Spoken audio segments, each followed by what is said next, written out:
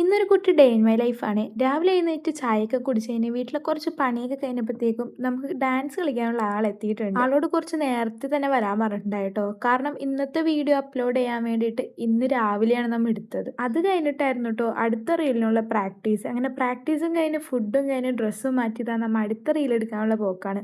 അപ്പോൾ ഇതാണ് ദിയ. നമുക്ക് വീഡിയോ ഒക്കെ എടുത്തന്നെ ദിയാണ് കേട്ടോ.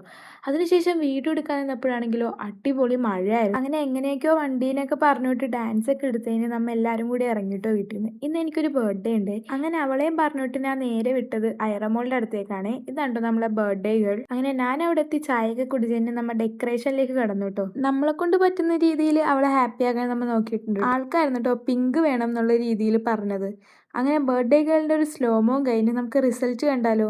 അങ്ങനെ ഇതാണ് ഐറമോൾ ഏതോ ഒരു വീഡിയോയിൽ കണ്ടെന്ന് പറഞ്ഞാൽ നമ്മൾ സെറ്റ് ചെയ്ത ഒരു ഡെക്കറേഷൻ. അങ്ങനെ അവൾ ആഗ്രഹിച്ചതുപോലെ തന്നെ സ്ട്രോബെറി കേക്കും പിങ്ക് ഡെക്കറേഷനൊക്കെ വെച്ച് നമ്മൾ ബർത്ത്ഡേ സെറ്റ് ആക്കിയിട്ടോ. അതിനുശേഷം ഒരു ബഹളം തന്നെയായിരുന്നു കേട്ടോ. ഗിഫ്റ്റ് പൊട്ടിക്കുന്ന ഒരു എക്സൈറ്റ്മെന്റ് എന്ന് പറഞ്ഞാൽ അതൊരു പീക്ക് ലെവലിൽ തന്നെയായിരുന്നു.